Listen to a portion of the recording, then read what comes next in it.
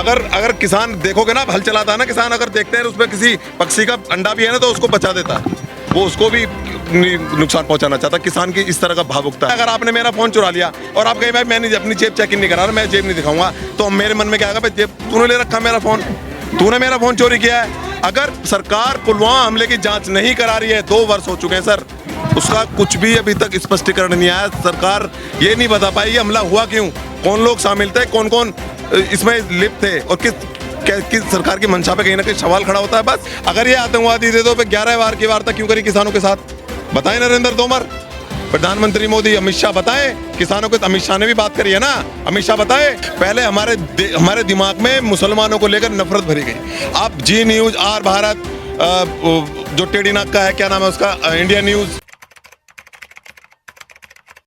देखिए बातचीत का रास्ता निकल सकता है, बहुत ही आसानी के साथ निकल सकता है, कि सरकार की मंशा है ना वो रास्ता निकालने पे नहीं है। सरकार अड़ी हुई है, मतलब एक सरकार अड़ियल रवैया इस तरह से, ऐसा नहीं है कि इससे पहले किसी सरकार ने बिल वापस नहीं लिए। इतनी सरकारें रही हैं देश के अंदर, सभी सरकारों ने बिल वापस लिए हैं। आखिर सरकार इस बिल पर क्यों अड़ी हुई है?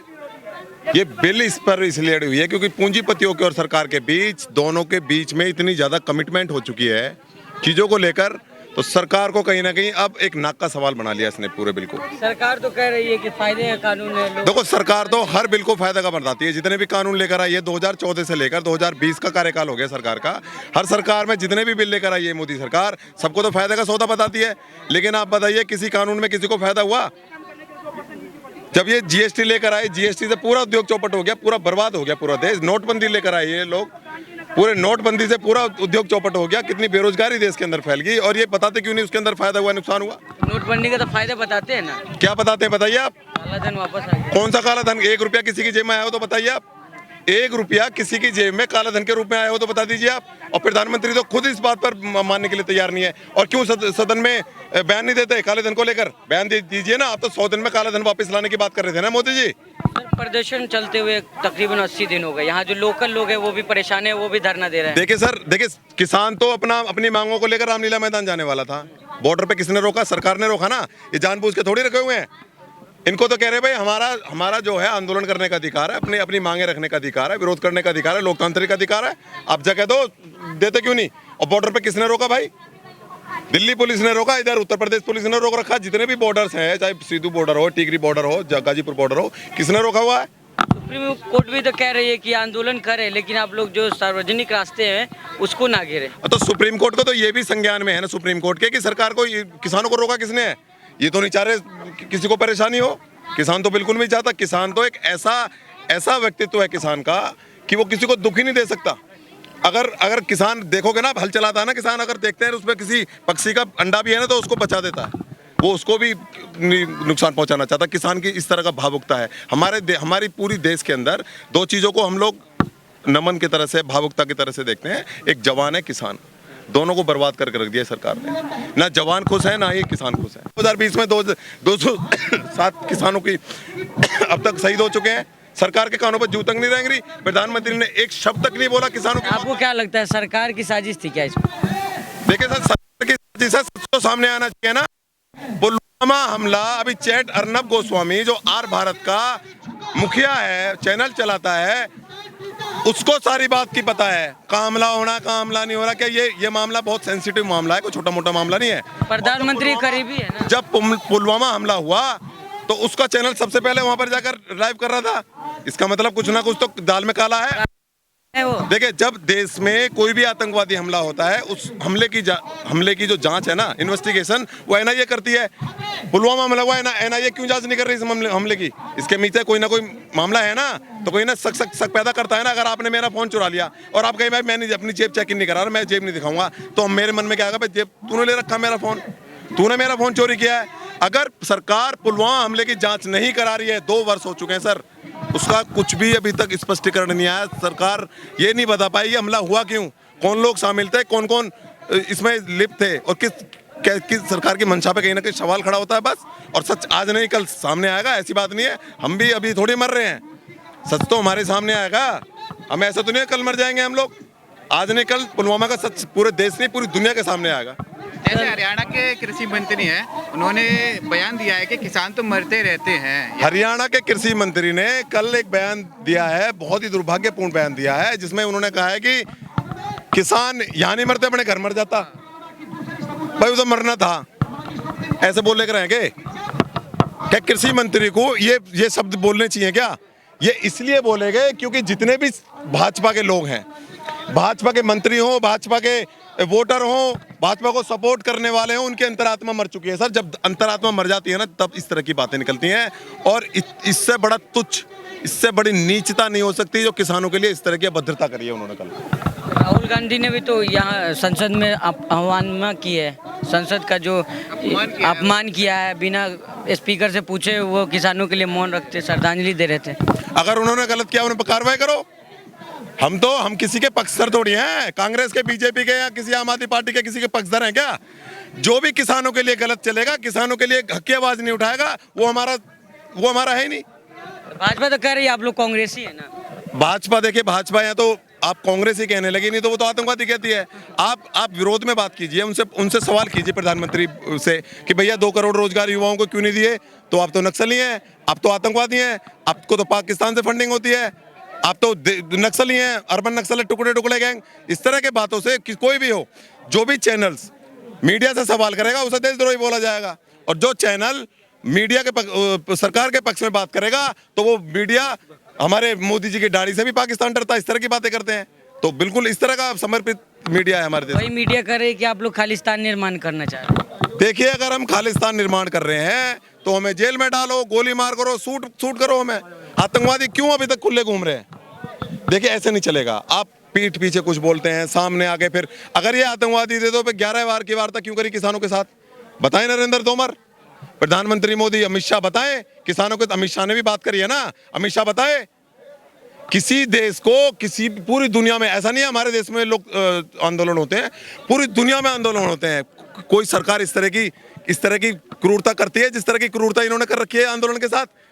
आप देख कर आइए, इस तरह के बैरियर लगा रखे हैं, 7 लेयर की सुरक्षा ऐसा कर रखी है जैसे कोई इंटरनेशनल बॉर्डर से भी कोई बहुत बड़ा बॉर्डर हो गया। गलती आप ही लोगों ने की थी ना, लाल किला पे चढ़ाई कर लाल किले पर अगर हम, अच्छा लाल किले पर हमने करी थी ना गलती, तो उसमें जो पकड़े गए हैं वो सरकार के लोग क्यों है? दीप संधू जो उसका मास्टरमाइंड है, वो किसका आदमी है? वो अमित शाह का आदमी है, नरेंद्र मोदी का आदमी है। बयान मैं खुलेआम बोल रहा हूँ, सन्नी देओल का आदमी है वो। कौन है ये लोग? बीजेपी के लोग हैं ना। और उसको इतना समय क्यों लग गया और अभी तक उसे दिल्ली पुलिस कस्टडी में लेके क्या उगलवा पाई है? क्यों उसके साथ अच्छी तरह ट्रीट नहीं कर रही? ट्रीट करो ना उसके साथ, पता करो किसने ये करा। अब तो मुलजिम के हाथ में आ गया। दीप संधू जो बीजेपी का तथाकथित कार्यकर्ता है, वो दिल्ली पुलिस की गिरफ्त में आ गया है। क्यों मामला अभी सॉल्व नहीं हुआ? राष्ट्रवादी तो पत्रकार कह रहे हैं कि लाल किले पर आप लोगों ने यहाँ खालिस्तानी झंडा फहरा दिया। देखिए सर, ये आंदोलन को शुरू से ही कुचलने की वो थी। सरकार को विरोध पसंद नहीं है, मोदी सरकार को विरोध पसंद नहीं है। इस देश में एक मुसलमानों को लेकर एक माहौल बना दिया गया। पहले हमारे दिमाग में मुसलमानों को लेकर नफरत भरी गई। आप जी न्यूज, आर भारत, जो टेढ़ी नाक का है, क्या नाम है उसका, इंडिया न्यूज और इंडिया टीवी, ये जितने भी एक वो जो है रजत शर्मा का चैनल है, इन चैनलों को सुनिए आप, इंडिया टीवी। ये सुबह से शाम तक हिंदू मुसलमान की नफरत के बीच बोते हैं लोगों के दिमाग में। ऐसी नफरत भरते हैं कि लोगों को बहुत ज़्यादा, मतलब इतनी ज़्यादा दिक्कतें होने लगी कि भाई मुसलमान से लेकर लोग घृणात्मक रवैया अपनाने लगे। और अभी इस आंदोलन को जब बदनाम करने की कोशिश की, जब हम आंदोलन में आते हैं, सपोर्ट करते हैं किसानों को, तो किसानों के आंदोलन को आतंकवादी का आंदोलन बोला गया। जब मैं घर में जाता हूं तो मेरे मोहल्ले पड़ोस के खुद मुझे ऐसे देखते हैं आतंकवादी आ गया। तो इस तरह की एक मानसिकता हम लोगों के दिमाग में पैदा कर दी कि भाई कि अगर इस आंदोलन को कोई भी सपोर्ट करेगा वो आतंकवादी है, जो इस आंदोलन को सपोर्ट करेगा वो विद्रोही है। इस खालिस्तान टुकड़े टुकड़े गए, किस चीज़ों से हमें नवाजा नहीं गया बताइए आप? इस देश में विरोध करना लोकतांत्रिक अधिकार है, वो मेरा भी है, वो मैं जन्मसिद्ध अधिकार है। हम जब पैदा होते हैं हमें मिल जाते हैं, राइट है हमारा, संवैधानिक अधिकार है हमारे। उसके बाद भी सरकार हमारे मौलिक अधिकारों को कुचल रही है, संवैधानिक अधिकारों को कुचल रही है। 130 करोड़ लोगों के सामने झूठ बोलते हैं, तो क्या नरेंद्र मोदी गुनाहगार नहीं है? बताइए आप।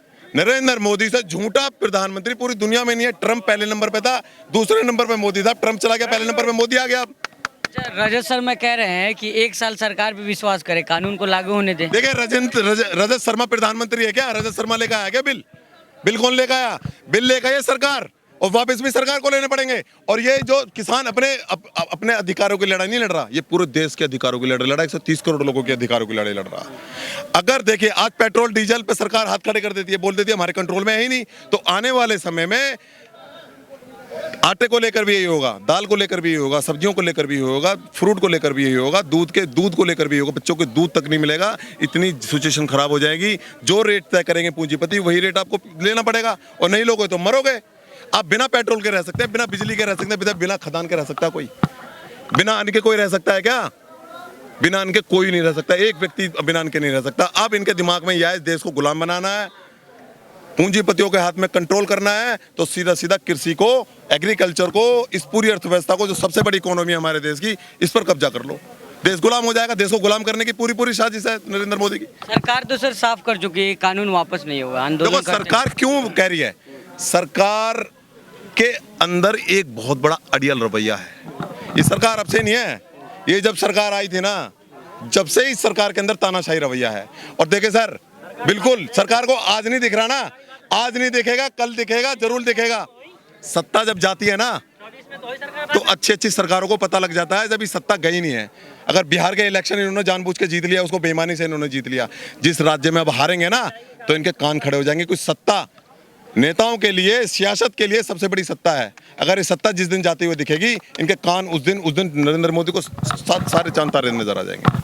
अमित शाह बंगाल में परिवर्तन करेंगे, सत्ता कहाँ से जाएगी? देखिए सर, परिवर्तन यही कर लो। पूरे देश के अंदर महिला सुरक्षा पूरी तरह से आप देख लीजिए, पूरे देश में महिला सुरक्षा को लेकर क्या है?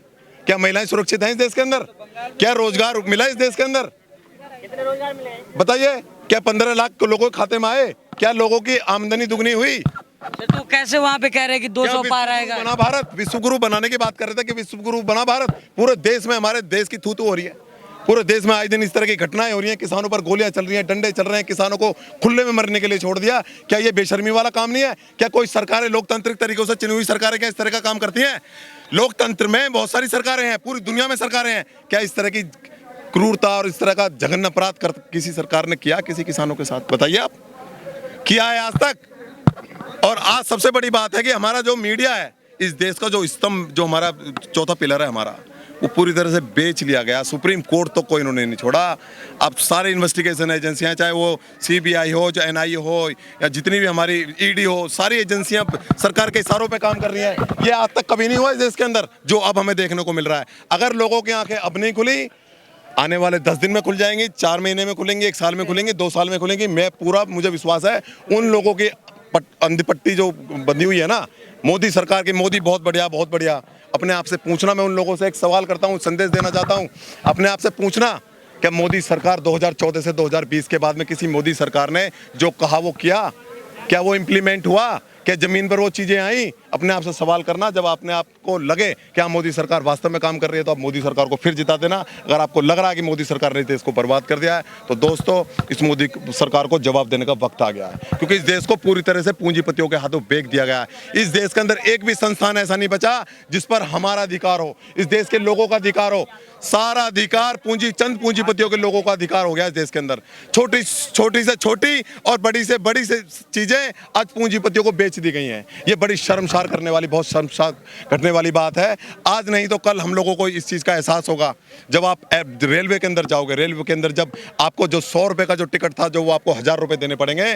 जो पानी की बोतल आप 20 रुपये में पी रहे हो, 50 रुपये की पीनी पड़ेगी। जो आज आप आटा 25 रुपये किलो खरीद रहे हो, 50 रुपये, 60 किलो, 70 रुपये किलो खरीदना पड़ेगा। जब तुम्हारी खुलेगी कि हमने क्या, हम उस टाइम बैठे हुए थे, सोए हुए थे, और मोदी भक्ति का अलार्म बजाकर हम जयकारे बोल रहे थे, उस टाइम आपको पता चलेगा। क्योंकि आज टाइम तो आपके दिमाग पर उस मीडिया ने, उस कथाकथित मीडिया ने, उस भ्रष्ट मीडिया ने पट्टी बांध रखी है, तो आपको कुछ दिखाई नहीं दे रहा।